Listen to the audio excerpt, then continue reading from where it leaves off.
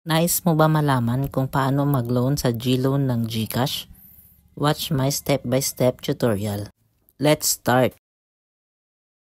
Buksan lamang po natin ang ating mga GCash application at kapag nandito na po tayo sa homepage ng GCash, makikita po natin ang borrow.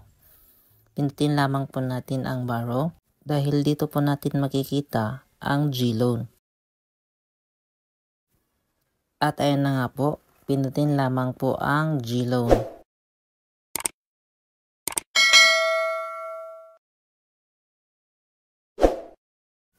At ayan po, meron po tayong 300 pesos na pwedeng hiramin kay GLoan. 0% interest po siya, payable within 14 days.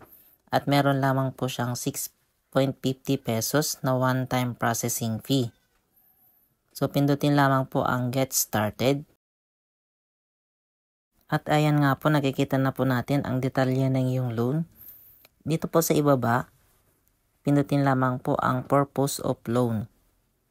At dyan po, mamimili po tayo kung saan natin gagamitin ang loan na ilo-loan po natin kay GLoan. Pwede po siyang business, pwedeng debt consolidation, emergency, medical, educational, travel, special occasion, general expenses, at pagbabayad ng bills.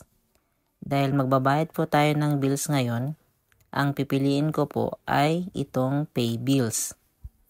Pindot lamang po natin yung pay bills sa pinakaibabang bahagi. At pagkatapos ay pindutin ang get this loan. At ayan nga po, 300 pesos ang principal amount payable within 14 days. Scroll down lamang po natin.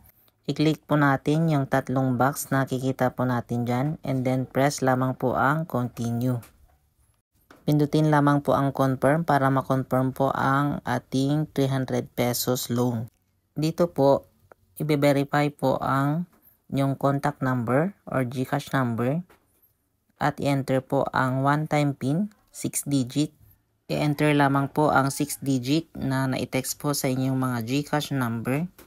At pagkatapos ma-enter ang one-time PIN, pindutin lamang po ang submit na makikita po sa ibaba.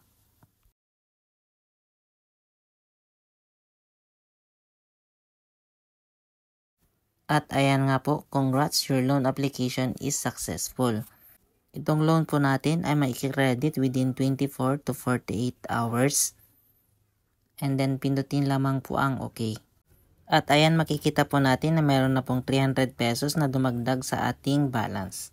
Huwag po natin kakalimutang pindutin ang subscribe button at bell all para lagi po kayong updated sa lahat ng ating mga bagong content. Maraming salamat!